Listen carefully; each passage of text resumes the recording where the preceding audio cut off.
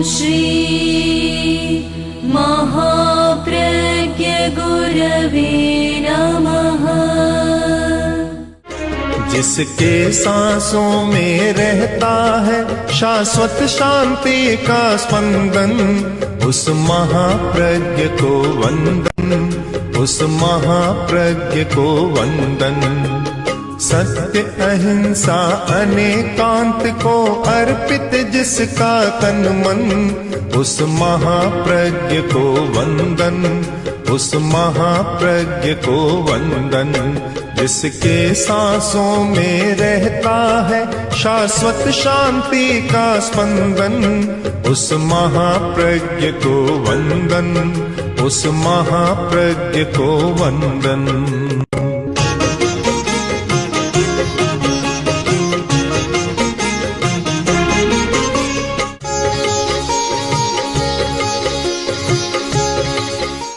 आदमी अकेला और दुनिया बहुत बड़ी। दुनिया जितनी बड़ी उससे भी समस्याएं और ज्यादा बड़ी। अब अकेला आदमी क्या क्या करे, बहुत बड़ा प्रश्न है। क्या करे? एक समस्या को सुलझाए तो दूसरी समस्या पैदा हो जाती है। एक बीमारी को मिटाए तो दूसरी बीमारी रिएक्शन के रूप में हो जाती है। ऐसा कोई उपाय जिससे बहुत सारी समस्याएं अपने आप सुलझ जाए और नई समस्याएं पैदा न हो। उपाय की खोज की गई और खोज के बाद बतलाया गया कि एक आत्मा को जान लो, तुम्हारी ढेर सारी समस्याएं समाप्त हो जाएगी। केवल एक आत्मा को जान लो, चेतना को जान लो। जामण नज्जई अप्पा। जब तक आदमी आत्मा को नहीं जानता, विशेषु नरो पवट्टये ताम। यह पदार्थ जगत में, विषय जगत में मनुष्य तब तक परिक्रमा करता है जब तक वह आत्मा को नहीं जानता, चेतना का संबोध नहीं करता।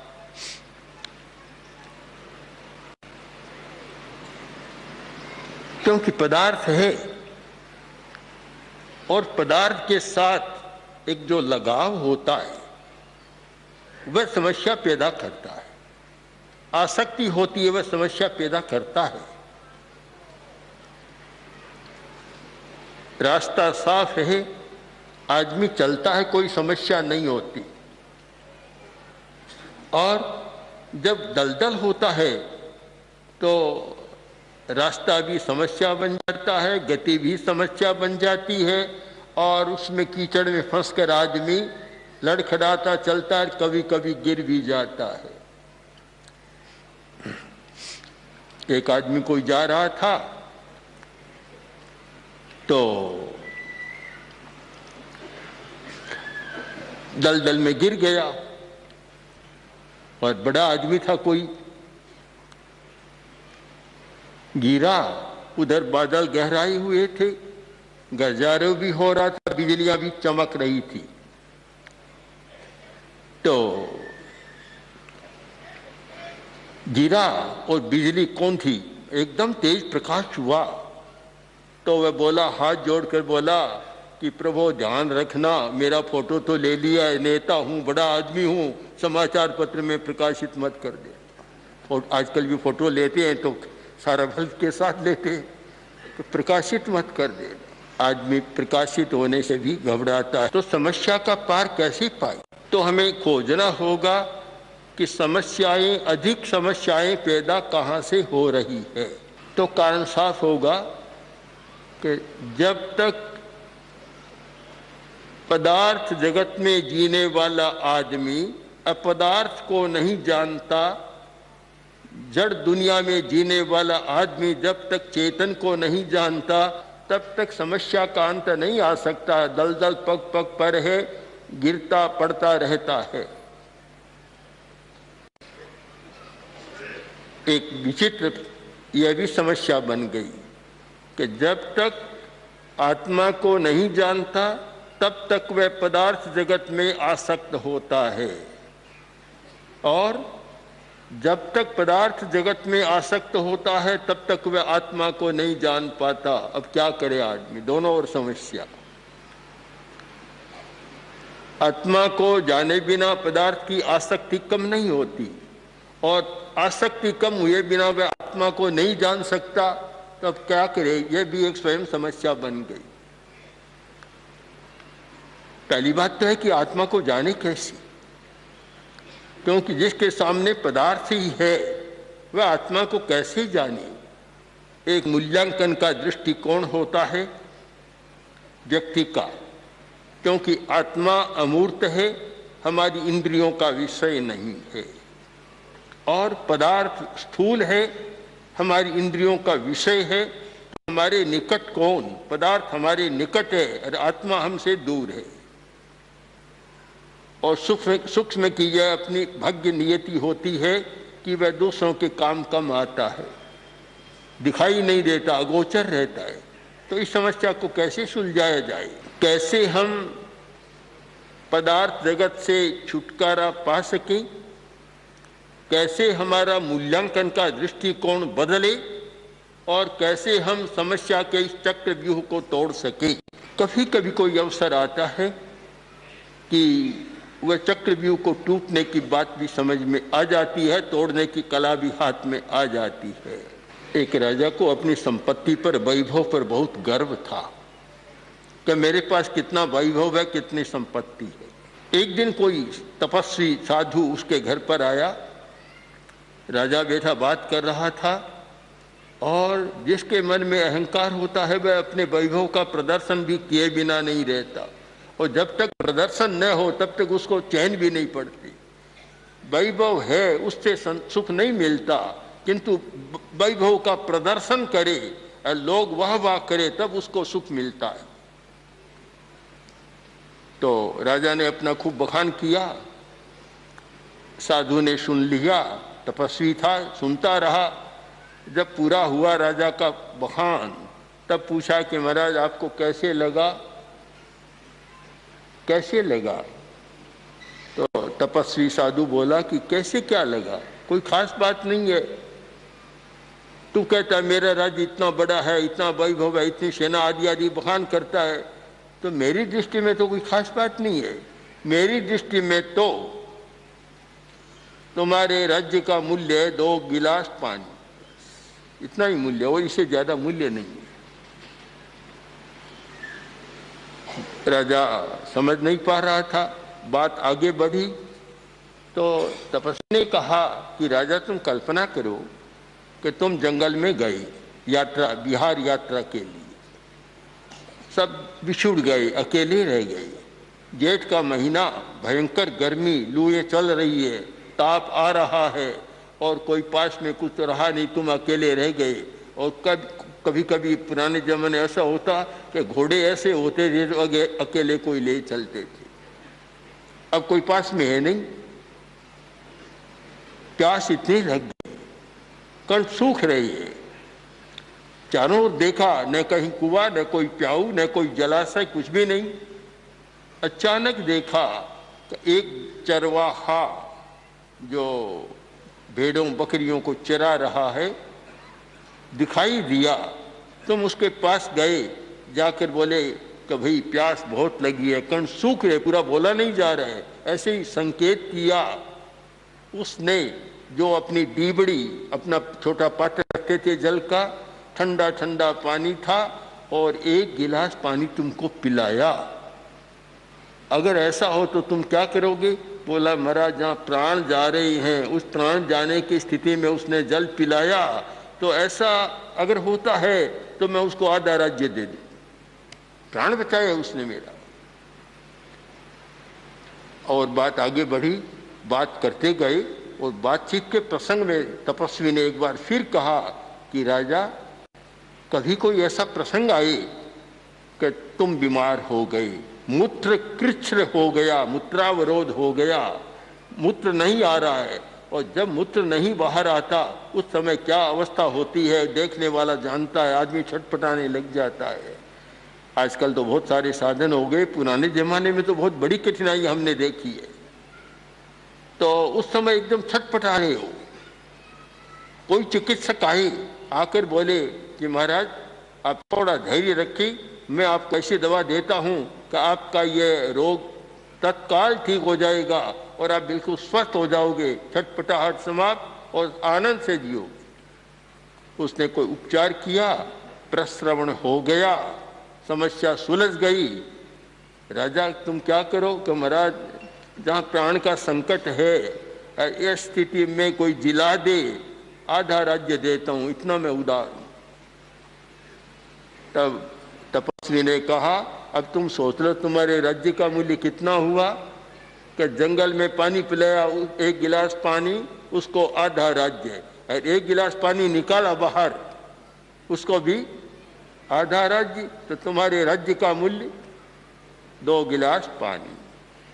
पदार्थ के प्रति आसक्ति होती है तब हम सही मूल्यांकन नहीं कर सकते, यथार्थ का मूल्यांकन नहीं होता कि क्या है, वस्तु स्थिति से अनजान रह जाते हैं।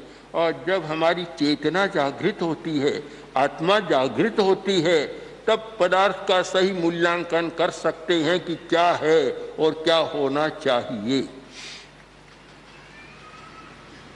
यह कोई दार्शनिक बात नहीं है, यह कोई आध्यात्मिक बात नहीं है, बहुत व्यावहारिक बात भी है कि समाज में वे ही लोग ज्यादा समस्याएं पैदा कर रहे हैं जिनकी पदार्थ के प्रति आसक्ति है, लगाव है, बंधन है, अनुबंध है और अधिकार है कि पदार्थ मेरा है। सच्चाई तो यह है कि पदार्थ किसी का नहीं है, वस्तु किसी की नहीं है। राजस्थान में कहावत चलती है कि यह पृथ्वी अकन कुमारी है, मतलब आज तक कोई शादी नहीं कर सका इसके साथ, कन्या है एकदम, कोई भी शादी इसके साथ कर नहीं सका, कोई इसका पति बन नहीं सका। जो पति बने पता नहीं कहाँ चले गए, आज उनका पता ही नहीं है। पृथ्वी तो बराबर है और वे कहीं चले गए। पदार्थ है, वह किसी का नहीं होता, उस पर किसी का अधिकार नहीं होता, किंतु मनुष्य ने अपने अज्ञान के कारण, अपने प्रमाद के कारण, अपने मोह के कारण अधिकार जमाने की चेष्टा की, अपना बनाने की चेष्टा की, वहीं से समस्याओं का जन्म शुरू हो गया। यदि यह अधिकार की भावना नहीं होती, संग्रह की भावना नहीं होती, तो मनुष्य इतना क्रूर नहीं बनता। क्रूरता और करुणा दोनों वृत्तियां मनुष्य में होती है। कोई भी मनुष्य ऐसा नहीं मिलेगा जिसमें क्रूरता नहीं है, और कोई भी मनुष्य ऐसा नहीं मिलेगा जिसमें करुणा नहीं है। किंतु जिस व्यक्ति में स्वार्थ की चेतना को जागने का मौका मिला, वह आदमी क्रूर बन गया। ये जितनी क्रूरता की कहानियां हैं, सारी अपने लोभ और स्वार्थ से प्रेरित कहानियां हैं। वहां से संगठित होती है कहानियां सारी का एक लोभ के कारण या आवेश के कारण आदमी क्रूर बन गया। हमारी दुनिया में 2 शब्दों पर ध्यान देंगे, जब तक नहीं समझे अव्यक्त और व्यक्त। जो व्यक्त होता है वह निमित्तों के कारण होता है, जब निमित्त नहीं मिलते हैं तो अव्यक्त रह जाता है, भीतर का भीतर रह जाता है, प्रकट नहीं होता। प्रकट तभी होता है जब कोई निमित्त मिलता है। अणुव्रत का शिविर, चाहे उपासक शिविर, इनका प्रयोजन क्या है कि निमित्तों को सुव्यवस्थित करना।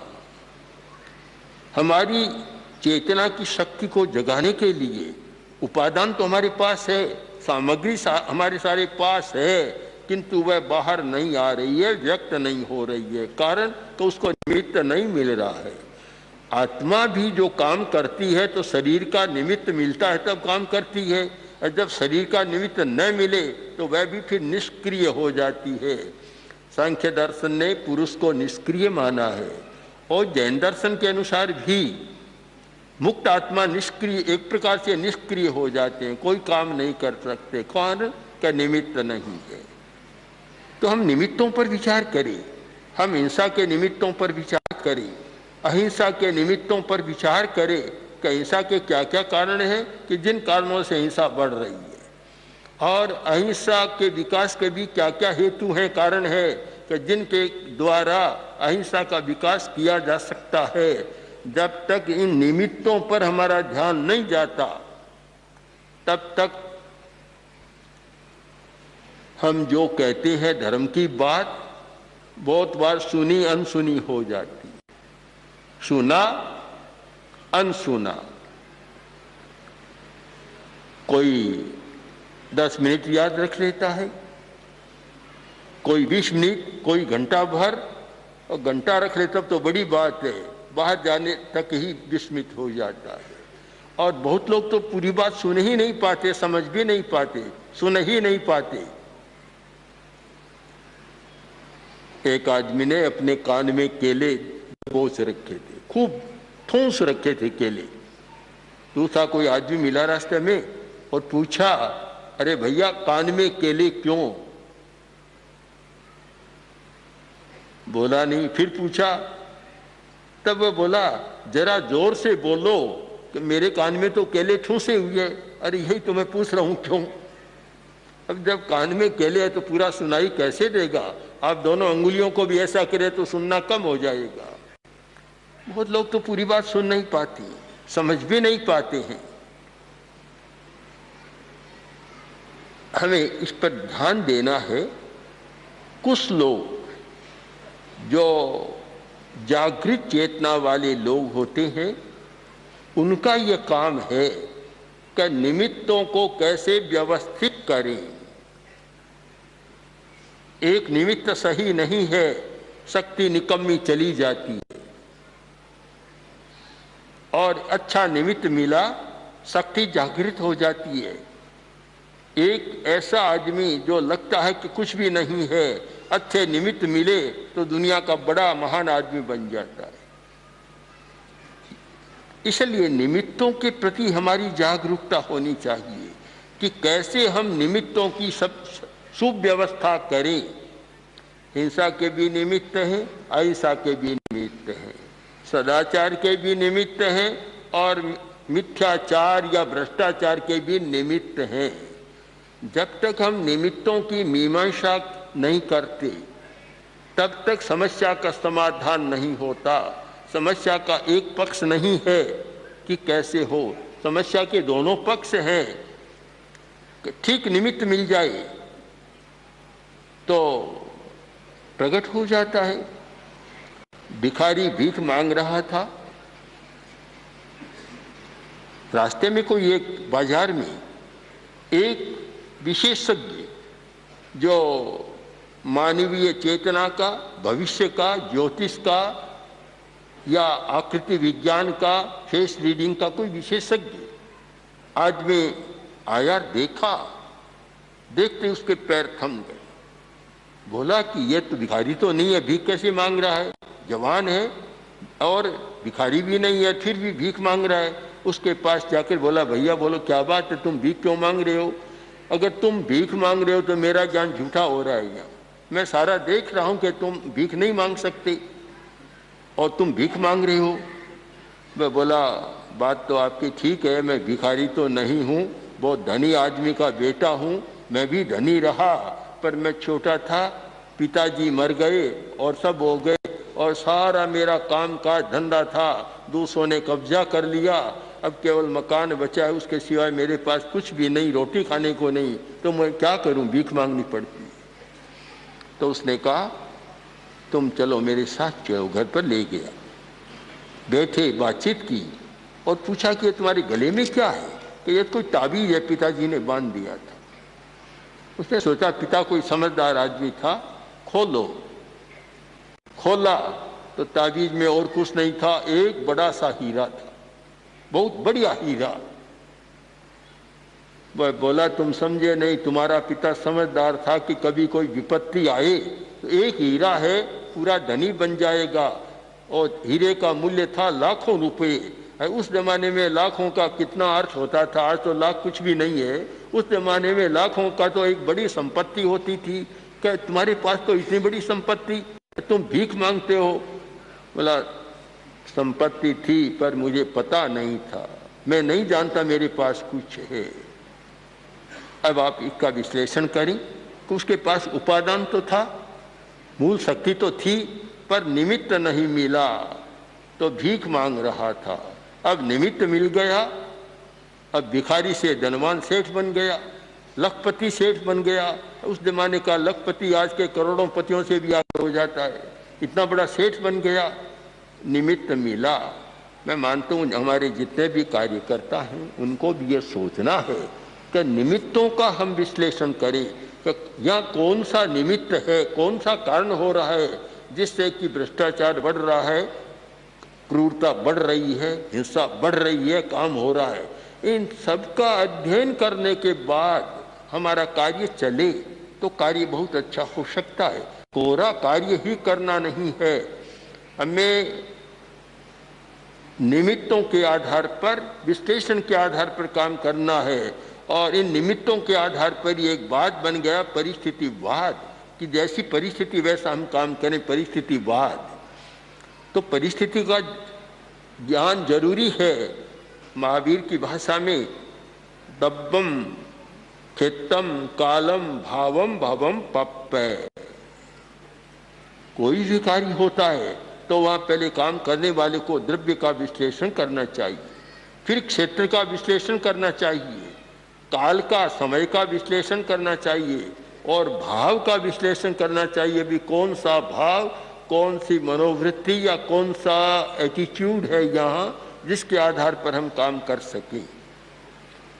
यह हमारा एक विवेक है और जो भी कार्य करता है उसमें यह विवेक चेतना जागृत होनी चाहिए कि कहाँ कब कैसा कार्य किया जाए। एक रूपता नहीं हो सकती, अनेक रूपता हो सकती है। तो फिर आप दोनों बातों पर ध्यान दें कि कार्यकर्ता को आत्मज्ञ अवश्य होना चाहिए, उपायज्ञ अवश्य होना चाहिए। आत्मज्ञ यानी वह चेतना को जानता है, केवल पदार्थ को नहीं जानता। और जो आत्मज्ञ नहीं होता, जाता है काम करने के लिए, समस्या को सुलझाने के लिए, और स्वयं उलझ जाता है, स्वार्थ में उलझता, पैसे में उलझा, कहीं भी उलझ जाता है। त्याग, अपने स्वार्थ का त्याग वही व्यक्ति कर सकता है जो आत्मज्ञ है। क्योंकि जब यह बोध हो गया कि मैं आत्मा हूं, जब आत्मा हूं तो मेरा नहीं है। एक दिशा तो यह देखिए, इधर से चले, धन मेरा, परिवार मेरा, बेटा मेरा, भाई मेरा, पत्नी मेरी, पति मेरा, अब यहाँ चलते चलो मेरा ही मेरा आएगा। और उस समानांतर इधर से कोई चलेगा, वह कहेगा कि परिवार मेरा नहीं, भाई मेरा नहीं है, धन मेरा नहीं है, मकान मेरा नहीं है, मेरा कुछ भी नहीं है, और तो क्या ये शरीर भी मेरा नहीं है। अब दो दिशाएं, भिन्न दिशाएं हो गई। जो मेरा मेरा करता चलेगा वहां भ्रष्टाचार को पनपने का मौका मिलेगा, कदाचार को पनपने का मौका मिलेगा, अनैतिकता को खुलकर खेलने का मौका मिलेगा, और युद्ध, हिंसा, शोषण, ये सब को मौका मिलेगा। क्यों? मेरा है और मेरा का क्षेत्र बढ़ाना है तो दूसरे को सताना ही पड़ेगा, क्योंकि पदार्थ तो सीमित है। अगर दूसरे का अधिकार हम न जमाए दूसरे की चीज पर, तो सीमित पदार्थ में आदमी को संतुष्टि नहीं मिल सकती, वह अधिक लेना चाहता है, बटोरना चाहता है। गांव का एक आदमी ऐसा है कि अपना गढ़ बना लेता है, बड़ा मकान बना लेता है, दूसरों को रहने को झोपड़ियां भी नहीं मिलती। तो जब तक वह उनका शोषण नहीं करेगा तब तक ऐसा कर नहीं सकता। तो मेरा है वह सारी समस्याएं हैं। मैं मानता हूं, इस सच्चाई को भी जानता हूं कि कोई भी आदमी मेरापन को छोड़ नहीं सकता, सीधी बात नहीं है। पर जो धार्मिक लोग हैं या कार्यकर्ता, उनके लिए इतना तो होना चाहिए कि मेरापन की सीमा करे, असीम न रहे, एक सीमाकरण हो कि जितनी जीवन की आवश्यकता, जीवन को चलाने की जितनी आवश्यकता, बस उस पर मेरा अधिकार है, बाकी मेरा नहीं है। ये चेतना जितनी स्पष्ट होती है, कार्यकर्ता उतना ही अच्छा काम कर सकता है और धार्मिक आदमी भी उतना ही अच्छा धार्मिक हो सकता है। यह ममत्व की, मेरापन की सीमा किए बिना कोई भी व्यक्ति समस्या को सुलझा नहीं सकता, जो सुलझाने जाता है वह स्वयं उलझन में फंस जाता है।